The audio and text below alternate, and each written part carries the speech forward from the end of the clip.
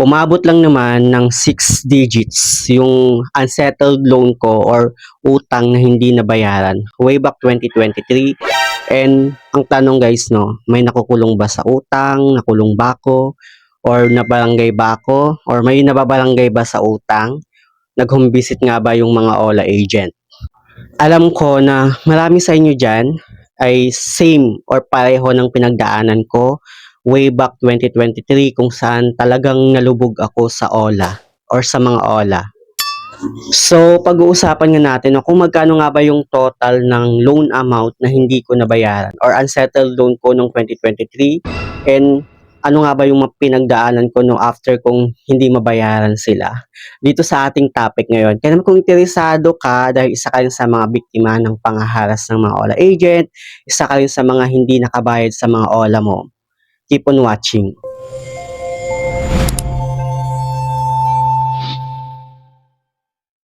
Hello guys, it's Ziel Mariano and welcome back to my YouTube channel. At kung hindi ka pa nakakapag-subscribe sa aking channel, please subscribe dahil palagi ako nag-share ng mga experience ko at nag-review ng mga OLA or online lending platform kung legit ba o hindi dito sa ating channel.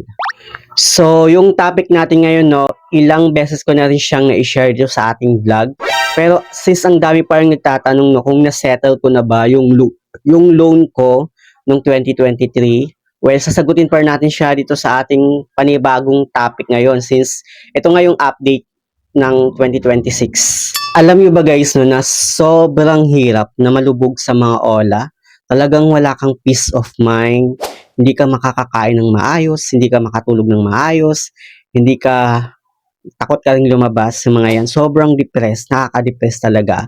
And nangyari na sa akin yan noong 2023 dahil nga sa sobrang lubog ako sa mga OLA ko at ang dami kong mga OLA na hindi na nabayaran. Alam ko no na marami sa inyo dyan ay yung pinagdaanan ko noong 2023 at alam ko rin na meron at meron pa rin sa inyo dyan na nagdadaan sa ganitong sitwasyon hanggang ngayon.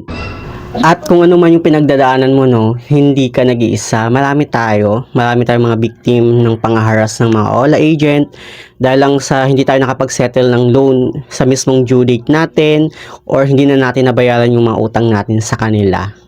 Way back 2023, mga February or March ata yun, hindi talaga ako guys mahilig sa mga OLA or hindi ako familiar sa mga loan app. Hindi ako mahilig umutang sa mga online lending apps kasi nga hindi ako familiar.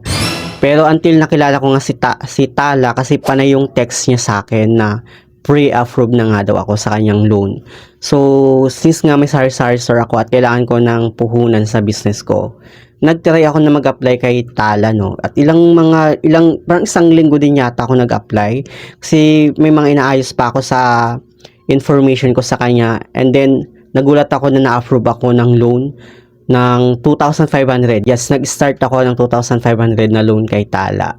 After ni Tala, no, nag-try ako na mag-explore ng iba pang mga loan app until nakilala ko si Mr. Cash at si Fast Cash BIF. And then nakilala ko si OLP, si Peso Ready. Tapos nakilala ko rin si Bilis. At isang si Bilis guys, feeling ko siya yung mas nauna kay Tala na nautangan ko. Kasi nung nirecommend siya sa akin ng kaibigan ko na mag-apply ng loan sa kanya kasi daw sobrang ganda daw ni Bilis, sobrang baba ng interest niya. So nung dinownload ko si Bilis, hindi na ako nag-fill up ng information ko. Nagulat na lang ako na meron siyang offer sa akin na 4,000. Hindi ko pa siya alam gamitin noon. Then, tinanong ko lang yung kakilala ko, no, kung paano gamitin tong si Bilis. Sabi niya may offer na siya sa akin ng 4,000 and maka-cash loan ko lang yan siya or maka-cash out ko lang siya kapag yung e-wallet kasi hindi ko pa na-unlock nga yung cash loan ko kay Bilis dahil kakasimula ko pa lang, 4,000 pa lang yung first offer niya sa akin. So, ay nagtuloy-tuloy na, ang dami kong mga loan app, si Bilis, si Tala, si Mr. Cash, si Fast Cash, si OLP, tsaka si Peso Ready. But so far guys, no, lahat sila nababayaran ko pa nung time na yon at sobrang gamit na gamit ko talaga sila. And by that time pala, meron din pala akong Digido, hindi ko lang siya naisingit. And kaya lang naman ako nag-explore ng ibang mga loan app kasi kailangan ko talaga ng malaking puhunan para sa sari-sari store ko. Pero parang ang nangyayari, uutang ako sa ganito, tapos ibabayad ko sa ganon. Parang hindi ko nahihiram. Ang nangyayari is, tapal-tapal na yung iba, pero yung iba nababayaran ko parang since may kinikita naman yung tindahan ko. That time, way back 2023, ang laki talaga ng interest nitong si Mr. Cash, even si Fast Cash VIP, pati na rin si Digido. Hindi talaga makatarungan yung pagpatong nila ng mga interest, tapos may kaltas pa doon sa loan mo.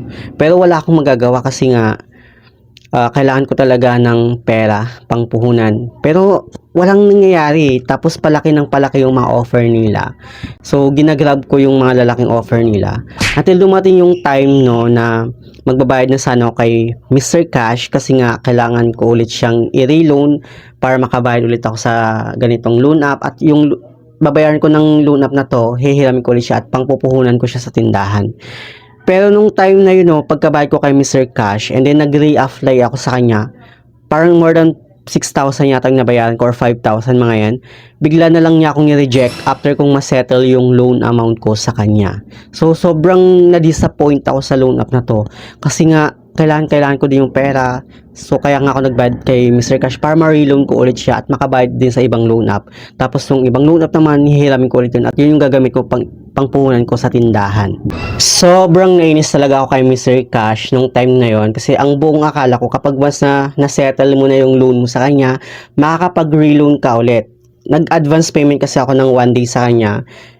Yun yung bagay or yun yung mali na nagawa ko once na mag-advance payment ka kay Mr. Cash, kasi iniisip siguro ni Mr. Cash na kaya siguro to advance payment para makapag-reloan ulit tapos hindi nababayar. Siguro ganun yung mindset ni Mr. Cash, no? So that time, napilitan na akong umutang sa mga Ola na 7 days repayment. But so far, nababayaran ko din yung mga 7 days repayment na Ola. Talagang tinatawid ko kasi takot akong maharas. Takot ako na kung ano yung mga i-chat, i-text sa akin ng mga Ola agent kapag once na hindi ako nakabayad. And that time talagang tinatawid ko silang bayaran lahat. Isa din itong si Fast Cash VIP, parang si Mr. Cash lang din yung kanyang datingan, no, na after kong masettle yung loan ko sa kanya, nagbayad ako, hindi ako nag-advance payment sa kanya, talagang binayaran ko siya sa mismong due date ko, more than 6,000 plus, yung 6-7 mga yan, until pagka-bayad ko or pagka-settle ko ng loan ko, tapos i-reloan ko sana siya, bigla na lang niya akong ni-reject. So, sobrang na-disappoint na naman ako nung time na yun. Talagang nakakainis sa mga ganitong loan app na kahit good fair ka naman sa kanila, tapos pag once na settle mo, tapos hihiram ka ulit, mani-reject yan sila. Wala na naman akong choice, no, kundi umutang sa mga 7 days repayment na Ola kasi ang dami ko pang mga legit na Ola na kailangang bayaran. At hindi rin naman sapat yung kinikita ko sa tindahan ko kasi hindi naman sar-sar store lang naman siya, hindi naman siya grocery store na malaki yung talagang kikitain mo araw-araw. So, yun nga yung nangyayari, nagiging tapal-tapal system na siya. So, napilitan ako umutang sa mga 7 days na Ola. And ang pagkakalala ko noon, meron akong Peso Cow, si Pautang Online, si Pautang Peso, si Peso Cash, yung mga yan, na ngayon ay wala na sila sa Google Play Store. Ewan ko kung nagbago lang ba sila ng pangalan, pero isa sila sa mga nautangan ko na 7 days na Ola. Alam nyo ba guys, no, sa phone ko, gumawa ako ng box. And sa box na yon, sinama-sama ko lahat ng mga Ola ko. Parang 2 box yata yun para sa mga legit na loan app at yung isang box naman para sa mga 7 days repayment na Ola, para ma-monitor ko kung kailan sila mag-due date. Talagang tinatawid ko silang bayaran kahit 7 days repayment. Kahit wala nang kinikita yung tindahan ko, makabayad lang ako sa mga loan app na to. Kahit luging-lugi na talaga yung tindahan ko kasi lahat ng kinikita ko sa tindahan ko napupunta na sa kanila. Pero nung time na yun, no, sobrang depressed na ako sa mga loan app ko kasi parang hindi na ako nakakaahon. Na instead dapat nakakatulong sa akin yung mga loan app na to na para may panggagamit ako pangpuhunan ko sa tindahan, hindi na ako makaahon-ahon dahil sa sobrang dami na nila. And parang ang nangyayari, utang ako sa isang loan app, tapos ibabayad ko sa isang loan app, tapos kapag kulang kukuha ko sa tindahan ko, tapos ibabayad ko sa isang loan app, tapos yun nga, parang nangyayari is nagiging tapal-tapal system na siya. Until dumating yung time, no, na hindi ko na kayang isettle lahat ng loan ko kasi sobrang dami na nila. And mga May or June yata nung time na yun, 2023 guys. And then nakiusap naman ako lalo na sa mga 7 days repayment na Ola ko sa mga agent nila na bayaran sa ganitong day kasi magkakapera ako sa ganitong day kasi meron din akong arawan. Sobrang hirap talaga. So yun nga, nakiusap ako pero hindi sila pumayag. Instead na hinaras nila ako sa text, pinagmumura ako, ang dami lamang sinasabi, tinawagan ng mga contact reference ko, tinawagan nila ako, at talagang tinakot nila ako. Sobrang depressed ako nung time na yun kasi hindi ko alam kung paano ko ma-handle yung ganong situation kasi first time ko lang talaga na ma-harass ng mga OLA agent dahil lang hindi ako nakapag-settle ng loan ko. But nag-try naman ako talagang mag-reach out sa kanila pero sobrang tigas nila no kasi that time pala kailangan talaga nilang makahabol sa quota nila. Ganun talaga yung target ng mga agent. So kapag once na hindi ka alam nila hindi ka na magbabayad, ang ginagawa talaga nila is manakot. Tawagin yung contact reference mo kasi pag once na hindi ka nakabayad, wala silang sasahurin yung mga agent. It's either wala silang sasahurin or wala silang incentives. Sobrang nakaka-depress talaga nung time na yon. Like talagang parang ayoko nang lumabas ng bahay kasi takot na takot ako. Kasi nga baka mamaya pinisbook na ako ng mga agent no at makilala ko ng mga taga dito sa amin. And then nung time din na yon, hindi na rin ako masyadong makakain ng maayos, hindi ako makatulog ng maayos kakaisip sa mga loan up ko na naabandon na. And then talagang sobrang depressed ako, parang sobrang wasted ko. Dumating din sa point no na napabayan ko na rin pati personal hygiene ko, talagang hindi ako makaligo. Sobrang takot. Ang gusto ko lang talaga is magkulong sa kwarto, matulog, yung mga yan para makalimot ako at para makaiwas ako sa sobrang depressed ko. And pag pumupunta ako sa palengke, talagang naka-face mask ako, patago talaga yung identity ko. Kasi baka may makakilala sa akin, no, na malay natin, pinost ka na pala sa mga buy and sell sa group dyan sa lugar nyo. So yung iniisip ko, baka once kasi na na-post ka, ang daming makakakilala sa'yo. And that time, baka isipin na, uy, baka ito yung scammer na pinost sa social media. Yung ganun, so sobrang takot na takot talaga ako nung time na yon. Mostly talagang hindi na ako lumalabas ng bahay. So yung tanong no, paano ko nga ba nalampasan yung harassment ng mga OLA agent? Well, itong i-advise ko sa inyo, pwede nyo na siyang i-apply in case lang naman na nangyayari sa inyo yung nangyari sa akin noon. Okay, una nang ginawa ko noon is sumali ako sa mga Facebook group ng mga OLA victims at nagbabasa ako ng mga post doon, and then na-realize ko na hindi lang pala ako mag-isa, kundi marami din palang mga victim ng OLA. And then may mga agent din doon na sumali at sinare din nila doon na yung mga gawain ng mga OLA agents. So na-realize ko talaga na ganito lang pala sila, so kayang-kaya palang i-handle. Pero that time, ang hirap pa din. So, nanonood din ako ng mga vlog ng mga OLA vlogger, yung mga advice nila about nga sa mga harassment, yung mga yan. At nagbabasa ako ng post ni Madam Kikay. Ginawa ko din before, no, since nga takot pa rin ako sa mga harassment, sa mga text ng mga OLA agent, ang ginawa ko is nag-turn off SIM ako, naka-inactive yung SIM ko talaga sa settings. So wala akong na-receive ng mga text or tawag ng mga OLA agent kasi naka-wifi naman kami. And then pero dito ang ginugulo naman nila is yung mga contact reference ko. Tinatawagan nila mga contact list ko. So ina-explain ko na lang sa kanila kung ano yung pinagdadaanan ko at naiintindihan naman nila. At sinabi ko din sa kanila na ganito sila ka-modus. Like sobrang laki ng interest nila, hindi talaga makatarungan. So sinabihan ko din sila na i-block na lang yung mga tumatawag na agent. Dumating din sa time no na hindi na nila ako makontak pero nahanap nila yung Facebook account ko. So sa Facebook account nila ako ginulo. Talagang tinadtad na ako ng mga chat doon. So ang ginawa ko, nag-deactivate ako ng Facebook, tapos gumawa ako ng dummy account.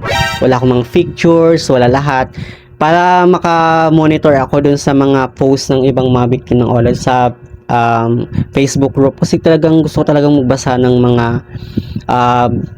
posts ng mga victim kung ano yung mga pinagdadaanan nila, kasi same din talaga ng pinagdadaanan ko. Alam niyo din ba guys, no, way back 2023, naalala ko talaga to, may pulis or sasakyan ng mga pulis sa tapat ng bahay namin, tapos pumunta sila sa bahay sa may tindahan. So sobrang takot na takot ako ng time na yun kasi akala ko na-report na ako ng mga OLA or talagang pinost na ako sa mga ganito at pinalabas ng scammer. So nung time na yon, takot na takot ako kasi akala ko huhulihin ako ganon. Pero hindi pala, yun palang survey sila sa mga bangka sa amin kasi tabing dagat lang kami. Yes guys, no, umabot talaga sa 6 digits yung unsettled loan ko. Parang sabi na natin na 100,000 plus yung mga yan. Ang nabandon akong loan up, kasama na dyan kay Peso Cash yung mga yan. Ang dami kong talagang nabandon ng OLA na hindi ko na nabayaran.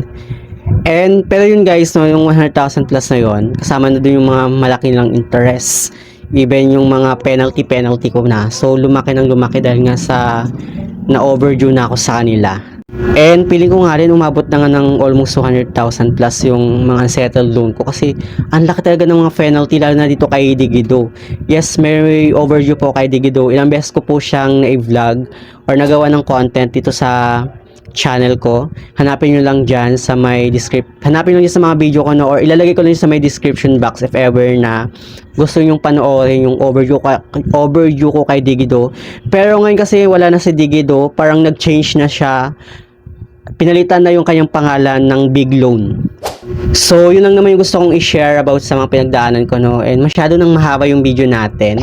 Pero to be clarify, guys, no, para magkaroon ka ng idea, wala pong nakukulong sa utang at hindi rin po ako na barangay dahil sa mga loan app ko or mga loan ko sa mga loan application na hindi ko nabayaran. At sa mga biktima dyan ng mga harassment ng mga loan app or mga agent na hanggang ngayon hinaharas pa din ng mga agent, no, huwag tayong matakot sa mga pananakot nila kasi yan is part lang din talaga ng kanilang trabaho at naghahabulan sila ng incentives kasi kung wala silang mapapala or hindi ka makapagbayad sa kanila, wala yan silang mga incentives sa company nila. Yan yung totoo, guys. So kung hindi talaga kaya makapag-settle ng loan sa kanila, huwag na nating ipilit, huwag na tayong umutang sa ibang mga ola para ipantapal sa isang ola kasi mas lalo lang tayong malulubog. Ito lang yung may advice ko, pinaka ma-advise ko sa inyo, guys, no. Unahin nyo, protektahan yung peace nyo, protektahan yung mental health nyo, at huwag tayong magpapa-apekto sa mga pananakot ng mga ola agent. So, yun lang naman yung gusto kong i-share about dito sa ating topic ngayon. Sana meron po kayong natutunan. Anyway, sa mga hindi pa pala nakakapag-subscribe sa aking YouTube channel, please don't forget to like, share, and subscribe. Click the notification bell para lagi kang updated sa aking mga susunod na video. Thank you guys, thank you for watching, and see you on my next video. Bye!